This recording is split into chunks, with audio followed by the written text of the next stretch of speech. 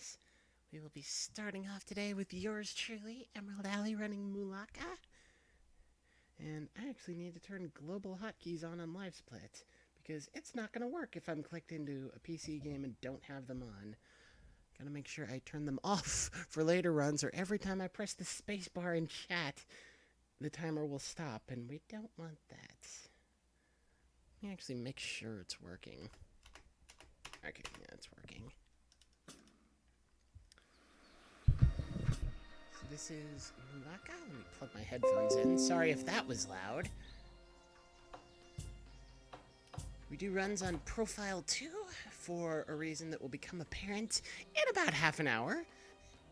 Same reason, ultimately, as the reason that this had to be the first run of the day whenever it featured. I've been itching to run this game at a marathon, submitted it to several, never had it accepted, so kind of have to make do with my own, but when it's a marathon I host, this run has to lead off. And time starts at file select, so 3, 2, 1, go.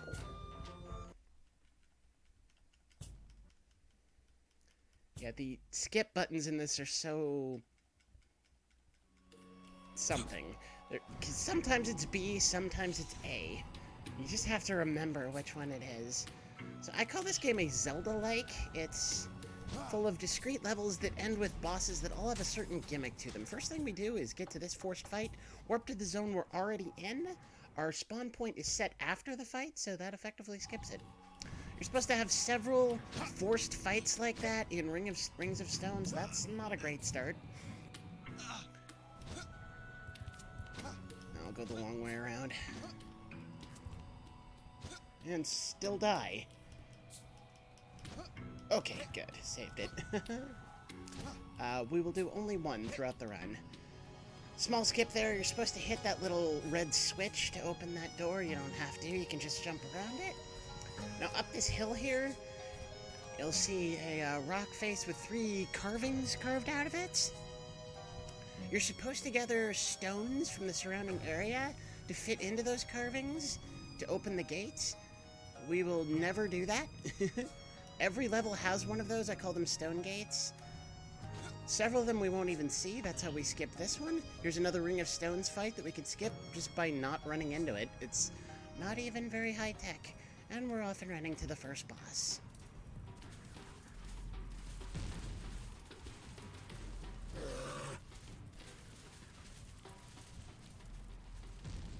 So yeah, Zavor, I don't know if you've seen me run this game before. It's a Zelda-like, I call it, because discrete levels of bosses that all have a certain gimmick to them. So here's a boss with a hardened shell on his back, and he's in an arena with pillars. So what do you think that equals? It equals make him run into the pillars. There's also an NPC that tells you this explicitly, if you explore the area thoroughly. You need to knock the shell off his back. That's not terrible having that happen. It doesn't look great, but it actually doesn't matter too much because this is where I was going anyway. Takes 4 hits with one of these pillars to knock the shell off his back.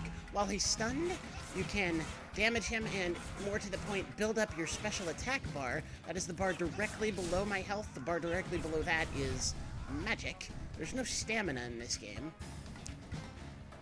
Takes 4 hits with the pillars to build up your special attack, which, if done correctly, will kill him automatically. And when he's stunned, you can also attack these leg sheaths. He has 6 leg sheaths.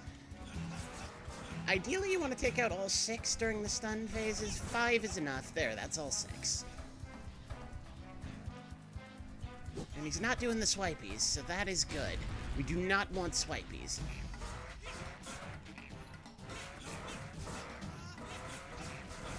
We have the game calls it a finisher. It's really just a special attack saved up. We're able to skip some things here by virtue of the fact that... Garita, see you soon. By virtue of the fact that we never pause during the level, we can skip an otherwise forced cutscene from even spawning in. You can simply mash through it as well, but obviously it's faster not to spawn it at all. Next level is the Great City of Pakime. This tree is very fun. We can jump off it and get out of that area.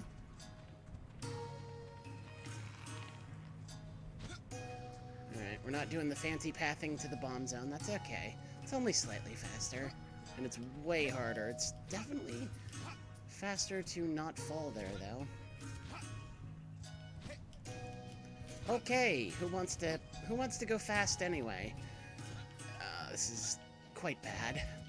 Trying to jump off of that. There we go. We're into the bomb zone. You pick these chia plants that give you bombs. The game gives you various little clues to find your way here. So we are... So this is actually a glitch that I found earlier this year. It's one of the only true glitches I've ever found in a game. It's bomb duplication. You can actually pick as many bombs as you want there. You can hold a maximum of 10. I only have 1, but I can throw it infinitely. Here's the stone gate skip for this level. Come on, baby, come on. It's happening. It's just happening incredibly slowly. Yeah, too slowly.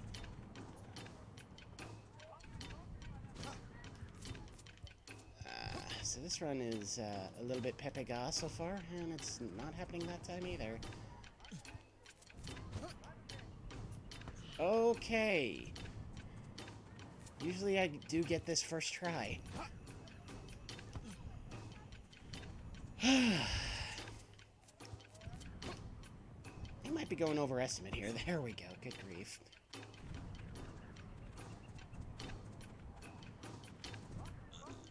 Since I can throw the bomb infinitely, the way the bomb dupe works is by pressing the bomb potion, it brings up the reticle. If you then press any other potion, you can throw the bomb without expending it. Here's the next boss, the Mantis. I will throw lots of duped bombs in his face.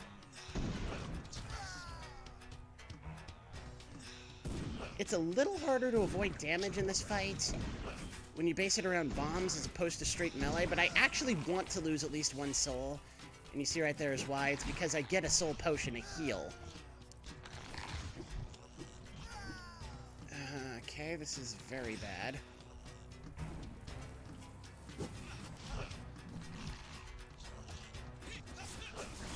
Can I just rack up my special? No, not quite.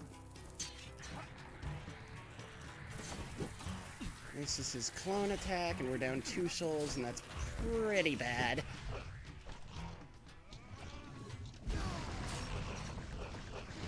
Say, hopefully that takes out the ads. It took out 1 of them.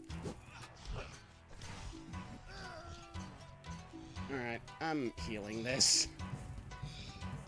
I would ordinarily never heal here, but I do not want to die.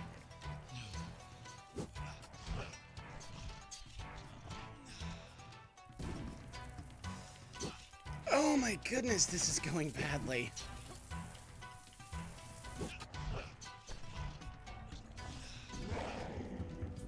Criminy crackers, that was bad. And I'm not even picking aloe for heals, I'm picking chia for bombs, which I don't need since I have the bomb dupe. I'm going to take a little extra time and just pick all of this chia. Yeah, there's 1 more. This statue is what advances the game to the next level. And since we never pause during the level, we don't have to spawn in the cutscene, same as the previous level.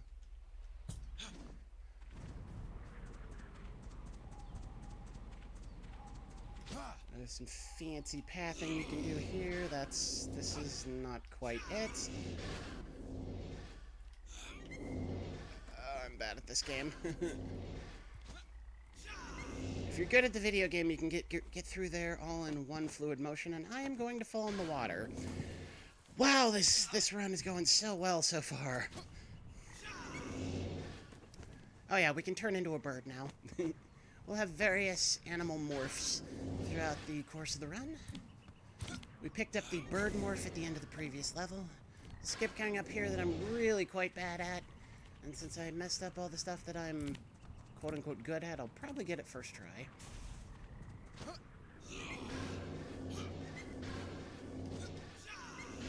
Nope. Okay. You can clip through the wall there. This is all it skips, though. So it's maybe a 10-second time save.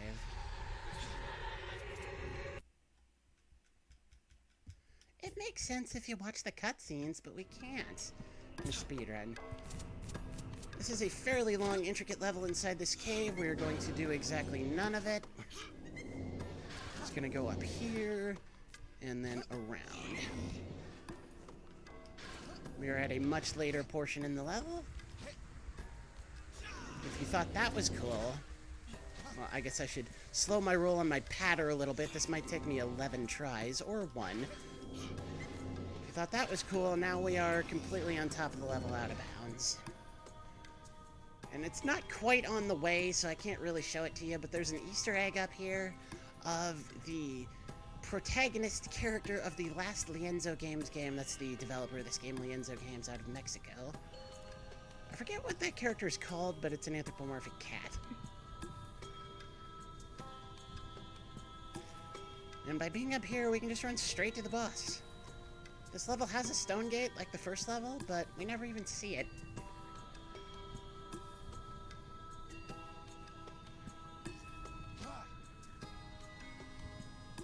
This darker portion here, we can clip through that, and this is the boss arena.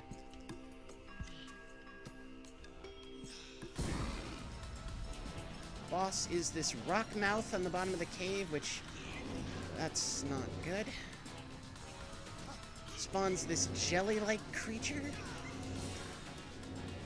It has a name at the top of the screen, but I don't speak this language, so I'm not at all confident I can pronounce that name correctly. And I need to get back to the top of the cave here, but that is way easier said than done.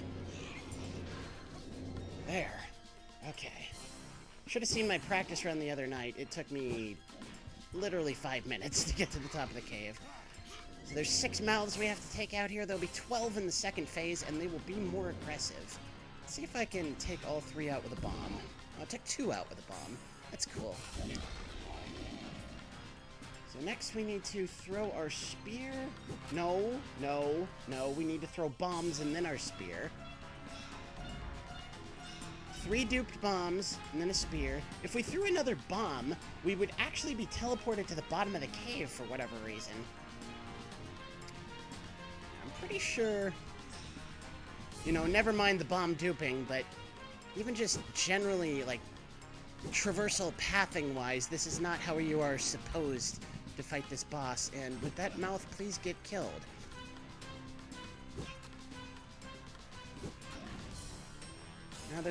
Now there's invisible enemies up here. That's what the air the mouths blow spawns. This one is a little tricky to target. There we go. Now I just need to go to the other side and take out the other 6, and that'll be the fight. It's very simple. That only took out 1, I think. But it can go oh so horribly wrong.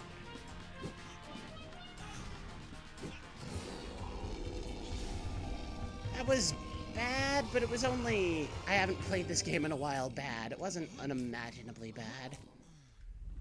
Pick some Chia for some more heals. Typically, I would only ever heal against the final boss, but obviously as needed throughout this since it's a marathon run.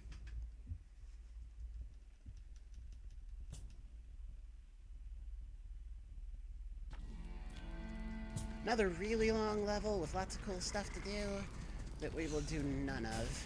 Because the stone gate's right here. And we can just fly through it. And go straight to the boss.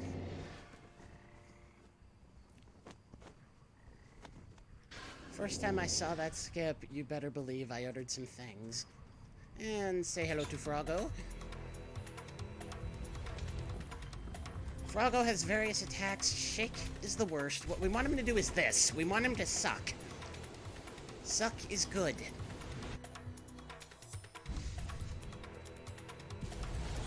Can iframe the wave by dashing through it.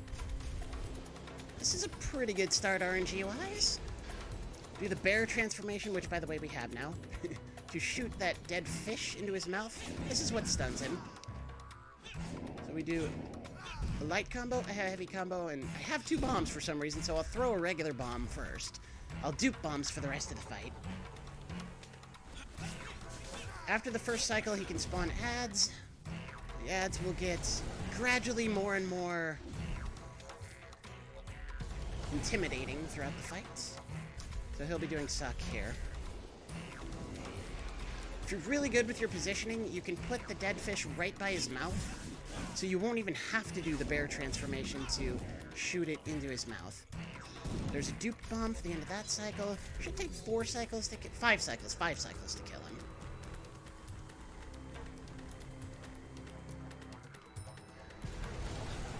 As much as possible, you want to just ignore the ads. And at this stage of the fight, you pretty much can. Oh, that might not be good. Yeah, it wasn't on target. You have to shoot it directly into his mouth.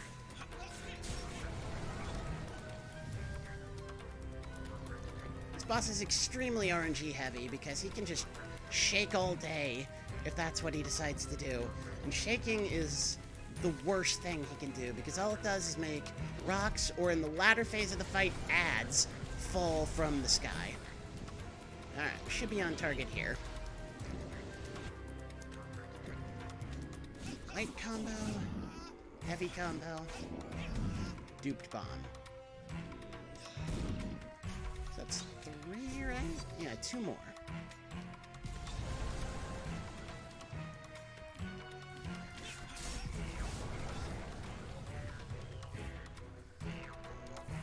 Stomping isn't great, but it's quicker than shaking, so if I had to choose between shaking and stomping, I would choose stomping. Jumping is good because he always follows a jump with a suck. And we don't want to use the finisher here. It's actually lower DPS than what I'm doing.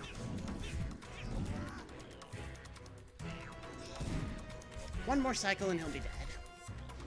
However, at this phase of the fight, he can spawn ads that can attack from a long way away with their tongues. This might not work. Yeah, it didn't. Too slow. Dang it!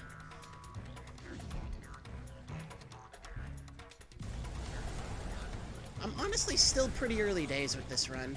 My PB is about 5 minutes off world record, and it's not a very long run.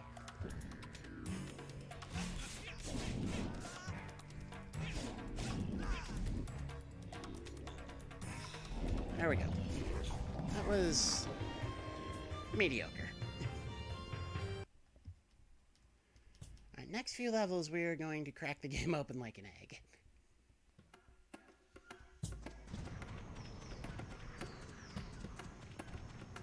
Yeah, anything with those red lines on it means you can do the bear transformation to interact with it. Yeah, when I played this game in the practice room at SGDQ, that is the one thing that caught someone's attention, was the running animation. Take the save point so we can warp back to it later. And I totally forgot to pick a rage potion. Is there any corn coming up here? Rage potions are damage buffs. I only use 1, actually. I used to use 2. And it looks like I'm not even going to use the 1 because I don't see any corn here. Well, we'll make do.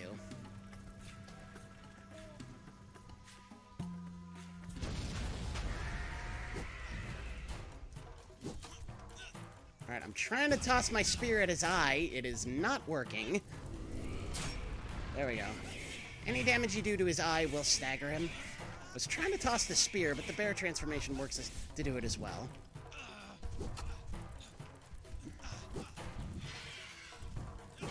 There's a stagger.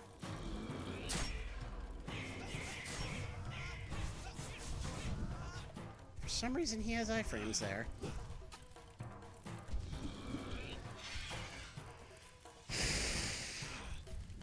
Well, this is going very badly. Okay, but why should it be any different from the rest of the run? Thanks for the host, Savar.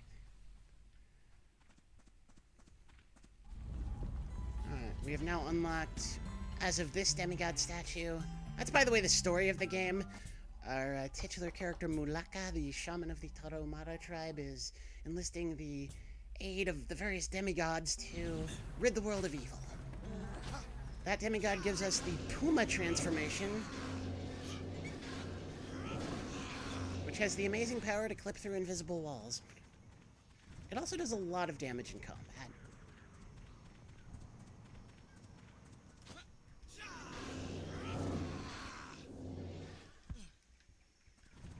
Yeah, so this is the boss arena. They're broken until you come back here and hit that. They're still a little broken even after that. You kind of have to get their attention. Yeah, at this point, I will begin duping bombs in their faces.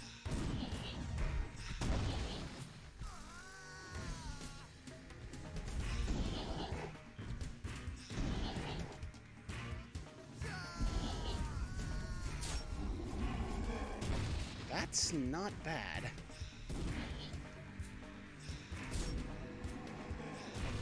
That's a really good fight, actually.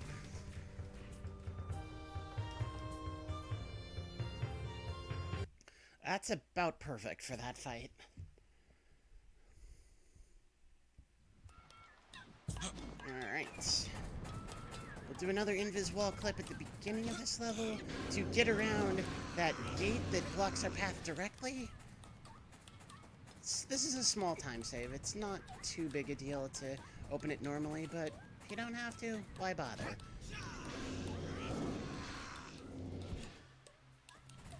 Take this save point as well to work back to it later.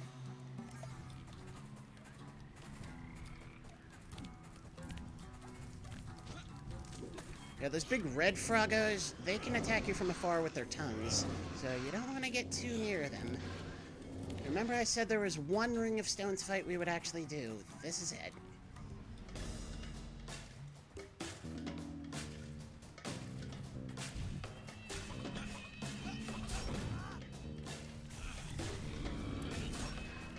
The bear doesn't do quite as much damage as the Puma, but it has a better hitbox. So if you have a cluster of enemies around you, bear is not a bad idea. That's the first phase of the fight. The second phase is little scorpions, or as I like to call them, little shits.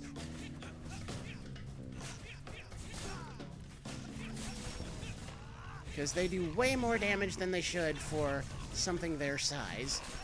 Now, let's cluster everybody around and do a bear. We don't want to use the finisher. The finisher has one specific recipient in mind. He should be spawning in a moment here. It is this jerk here, this mantis. He is very awkward to target when you have a bunch of stuff around you. So, don't bother. Those guys blow up. Okay, yeah.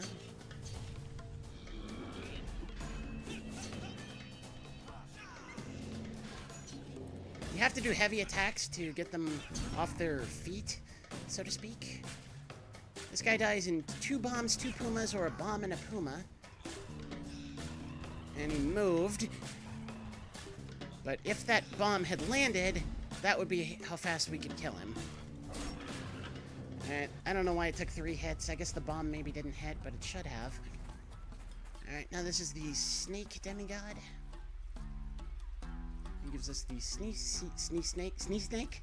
snake transformation, which is crucial. We'll get all the transformations. We skip 1 potion. In fact, we've already skipped it.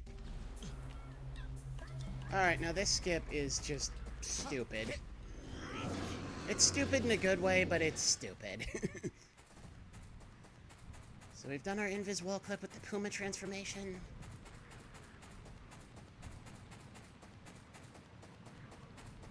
Now we're gonna go over here and do some things. 2, 3, 4, 5, 6, 7, 8, 9, 10.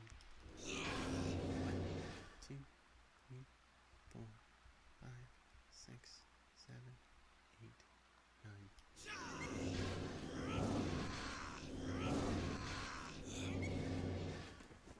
Okay, not bad. So you may have heard me counting to 10 there. Whenever you're on unsafe ground, floating in midair like that, or doing the little quicksand dance, the game sends you back to your your last safe ground after 12 seconds. So by morphing into the bird after 10 seconds, we reset that timer. Doing that takes us up here. It should take way longer to get up here. This game is probably a 10-hour casual playthrough. It's not a super short game. There's 2 invis-walls we have to clip through here. Only got 1 that time. There's the other. Here's our next boss. This guy has an AI loop. You just want to stay by his back right leg and good things happen. That's actually a good thing, even though I got hit. I tried to iframe, it didn't work. Knock that down. This is what makes him vulnerable. A light combo, 2 hits with the heavy. Only 2 hits, not a full combo. And a duped bomb. If done properly, this will kill him in 3 cycles. It might take 4.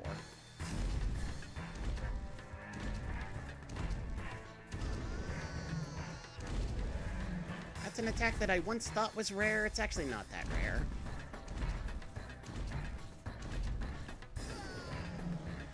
I think getting hit messes up the AI loop, so I should try to be good at the video game.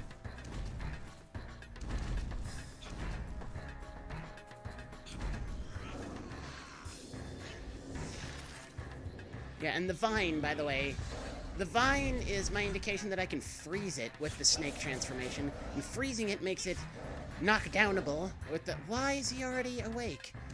That's not cool. Yeah, this won't be a 3 cycle. This will be a 4 cycle. That's okay. Most of the time I do get a 4 cycle.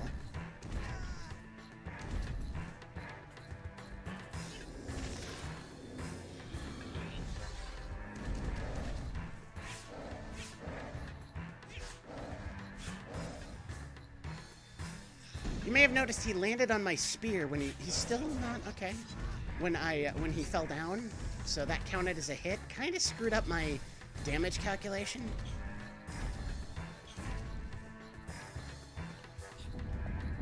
Oh, this is bad. We don't want him to roll. Ideally, you never see that attack because it's slow and there's nothing you can do except run away from it.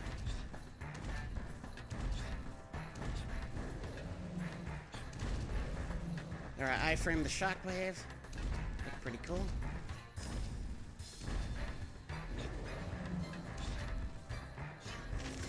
I think he's dead here.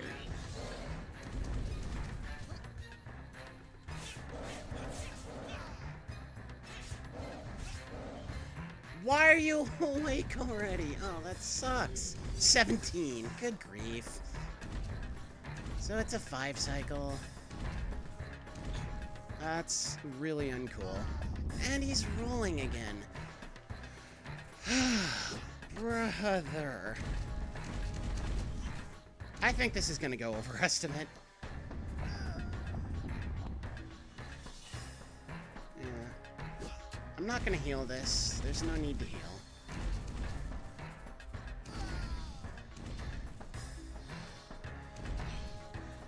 He's definitely dead now. He might even die from this. Yeah.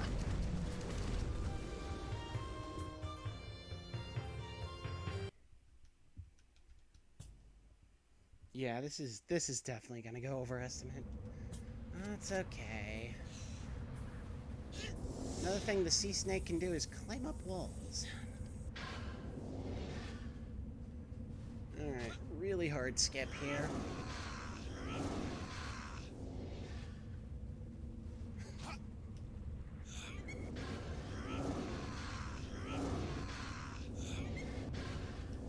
Not lined up properly.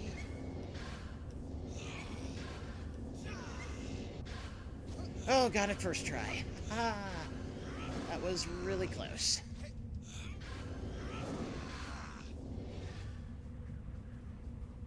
Yeah, the reason I was morphing back and forth in midair there is because I don't have enough time, enough magic to simply fly across that gap. I need to fly a little, fall forward a little in human form, and then fly a little again, lather, rinse, repeat.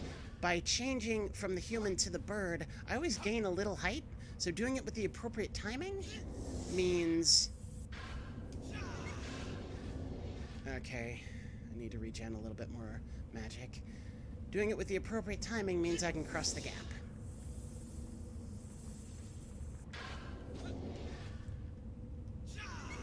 That's the quicksand dance I was talking about.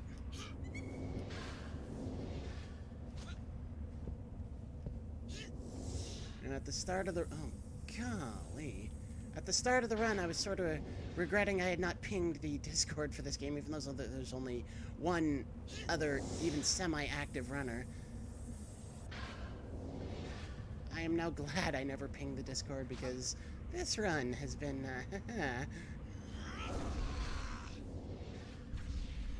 This level is supposed to, again, be very long. Lots of flying puzzles to do, lots of forced fights, but instead, doing that, we can go more or less straight to the boss. This boss has lit up weak points. They always light up in the same order. You have to destroy 12. 1.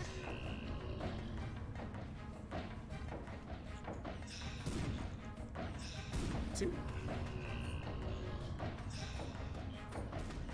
And I missed. That's good. 3. 4 is, yeah, right there.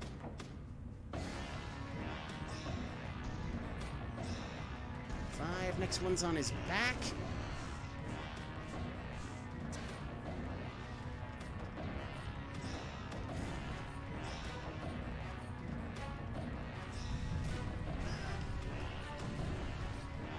At this point, he gets a little squirrely. I'm only going to do bombs for the first 6, 8 at most weak points. Next 2 are on the ground. Or just 1, actually.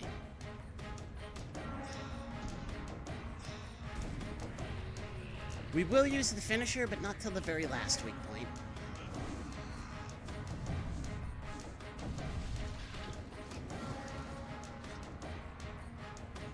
Yeah, there's a trick here that the world record holder figured out that I've only ever gotten by accident. You can throw the spear again without the little circle regenning all the way.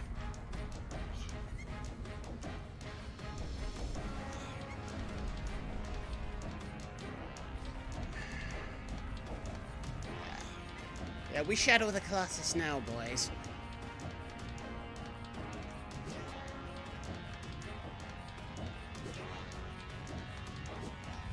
It takes 3 hits with the spear to take out a weak point as opposed to 2 bombs.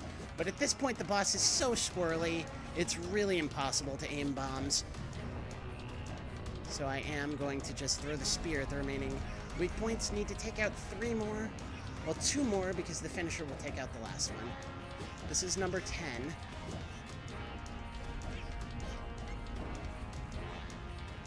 Yeah, and if the fight really goes badly, I might fall off his back. Hopefully that won't happen. There's 2 more, right? No, this is the last one. I counted wrong. Cool. Glad I double-checked that.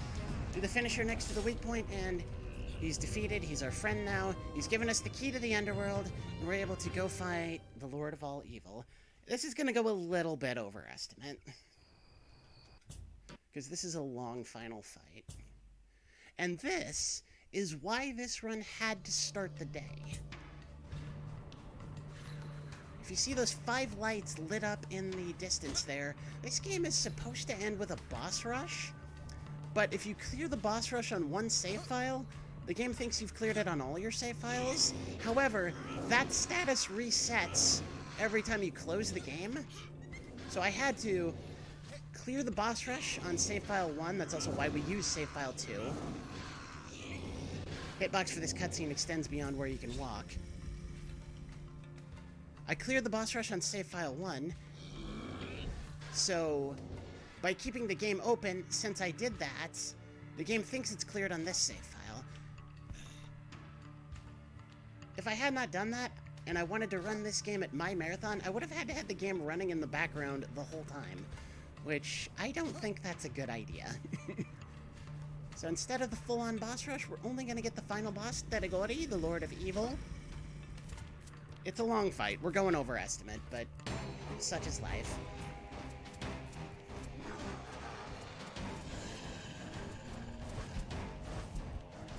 Run clockwise to avoid his swipies.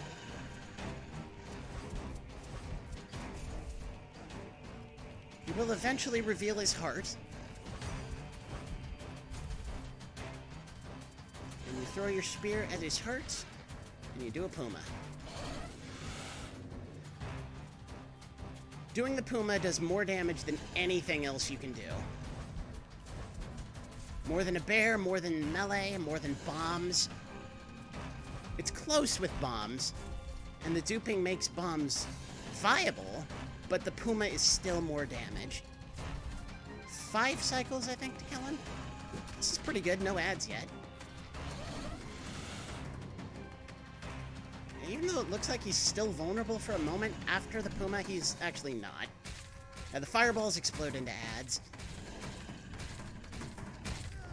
Yeah, you gotta go clockwise to avoid the swipies. This is why I have so many heals. Yeah. It may look like he was vulnerable there as well. The heart showing up, he's not. He's only vulnerable when he's, like, sitting there saying, hey, please throw your spear at me.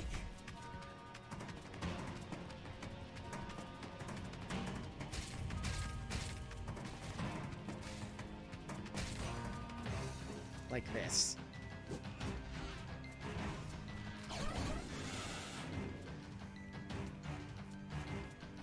We'll rack up a finisher in this fight. We won't use it. At least not against the boss. Maybe against the ads, if things get really bad. Alright. I'm gonna heal this. If I can. I can't. That's one really bad thing about the heal potion system, is if you start a heal or any other potion, but aren't able to finish the little dance, you don't get its effect. Should be able to get it here. There you go. But you still lose the potion.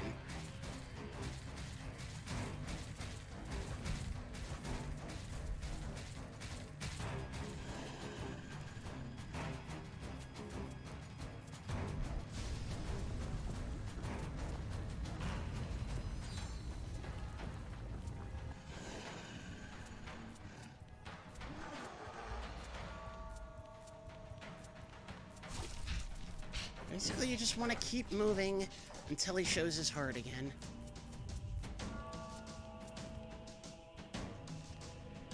I think he's dead here. Yep. Alright, a minute overestimate. That's not horrendous. I am very out of practice with this game, as you can no doubt tell. That is where time stops. It's not quite the exact ending of the game, because there is this ending sequence that spawns in, where the gods come down from heaven and, no joke, tell you that the world has to be ended and started anew. That's actually part of the Tarahumara mythology, is that our world has been destroyed and recreated many times. And I didn't even touch on the Tarahumara peoples. They are an actual tribe. They are the indigenous peoples of northern Mexico. And one of the amazing things about this game is the developers, Lienzo Games, really made it, I would say, a love letter to this culture. Every aspect of this game that could be authentic to the Tarahumara experience is, from the music to the clothing styles to what the people look like to even what the levels look like. They look like areas in northern Mexico. And this culture is dying out. Many of the youth in this culture are being Hispanicized, being drawn to the big cities in Mexico, so a portion of the proceeds from this game are used in efforts to restore and preserve the Tarahumara culture. They are the people, you may be familiar, who are known for running long distances, exceptionally long distances, without the use of any modern equipment. And, you know, skip this, and just very, very briefly, because I went over estimate and we gotta keep things going, show the... Oh no, I won't show it because this can't be skipped. There's a cool ending credit sequence where you're the bird and you can fly through the letters in the credits. But, alright, that's Mulaka.